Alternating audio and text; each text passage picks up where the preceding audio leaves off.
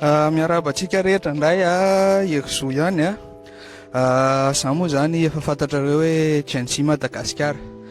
Androany tsika dia manana namana anankiray aty Majunga aty zahay io hiresadresaka kely ny raharaham-pirenena. Ny hanombohako azy angamba aloha dia fampahafantarana. Dadilahy Ali Manankasy, socio-anthropologue, mpamerikasina mpitarika ny fikambanana empaka na ny hetsiky Manankasy mpamerikasina. Fampatsiahivana angamba hoe ny Gen-Z Madagasikara dia tena mitady hatrano ny fanavaozana dia miezaka mifandray amin'ny olona isan-karazany.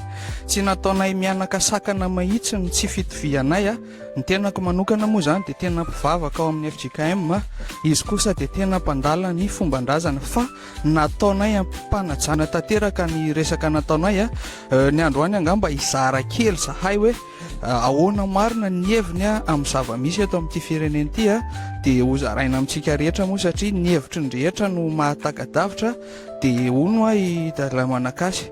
Ny fanontaniako aminao voalohany angamba hoe manahoana ny fijerinao ny zava-misy ankehitriny mikasika ny fitondrana sy ny hoe tena fanavaozana. Matetika moa ambetiteniko hoe miverimberina foana hoe ny tolona tsika, ny aran'ny tolona tsisy fanavana, tsisy resaka foko, tsisy resaka finoana. Ary tena sehatra tao anatin'izay na nyzay mpandala fomban-drazana dia mba nampiasa ny zavatra fantatra anay koa zany nanalana an'ilay jadona teo. Dia ny zavatra hitako hoe erreur be tamin'ilay mpitolona dia ny tsy nisehatra direct tamina resaka politika. Zany hoe nasorona fotsiny ilay mpitondra fa tsy mba nandinika hoe ahoana no ahafahana misehatra hoe manatanteraka ny le refondation.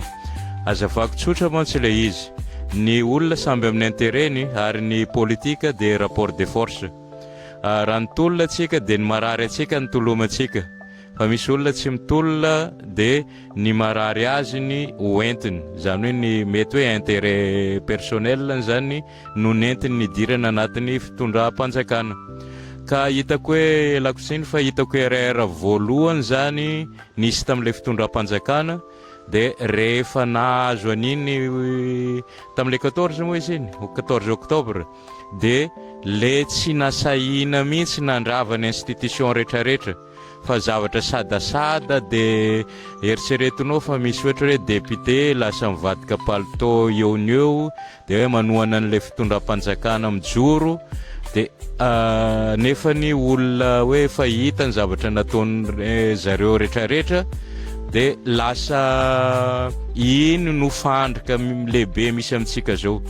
Zany hoe mitaraina ohatra ny mpitolona hoe misy fomba fiteny hoe miala amin'ny firongony.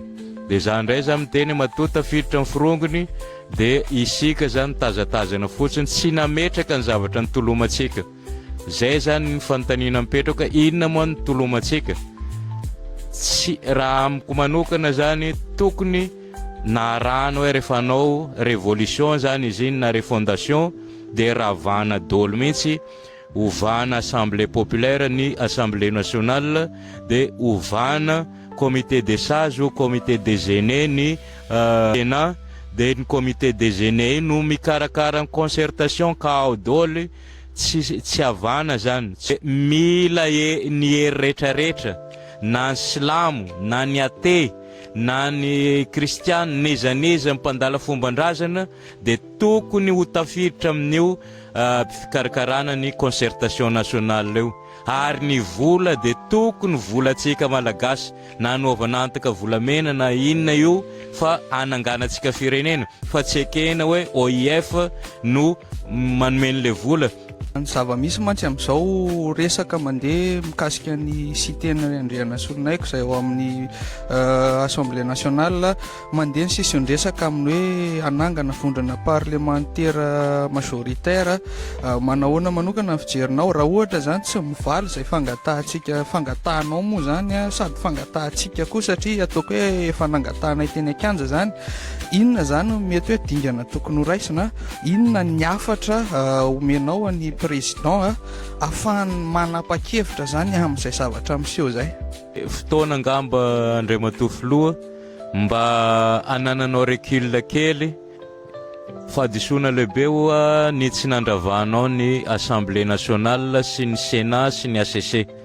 Dia amin'ny fomba ahoana moa nanana finoana fa andamina firenena io. Ireo tsy handinika ny hoavin'ny Madagasikara zany fa ny petrany vodiny amin'ny seza hanao convention politique dia ametraka tetezamita dia miara-mitantana mitovy amin'ny zavatra natao Gaborone, natao Maputo, ny Troïka sy ny tariny ary ny FFKM koa nitarika an'izay hatramin'izay.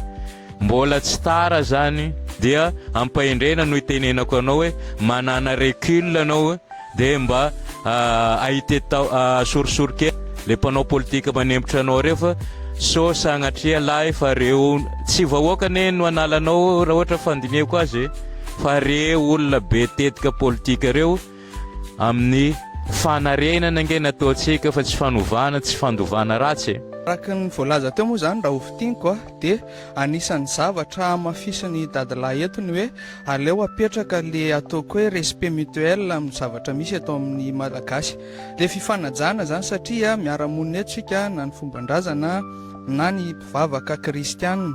Tao anatin'izay koa ny fampitandremana sy ny fampatsahivana ny Andriamatofoloha hoe inona mety ho lesoka. Ny anjarako moa amin'ny Gen Z anahy dia miezaka ny mandray ny afatra rehetra avy amin'ny olona rehetra dia mampita anazy satria izay koa ny tanjona amin'ilay concertation. Mbola mirarisoa antsika voaka malagasy rehetra dia anjarantsika sy ny eo amin'ny fitondram-panjakana moa zany anjaranareo ny tsakotsako sy mandinika an'izay voalaza izay mametraka ny veloma mandram-peony izay sy ny ray aman-dreny izay moa mifandray tsara tena hoe tanjona Madagasikara tena miditra amin'ny fanavaozana. Saotra tompoko.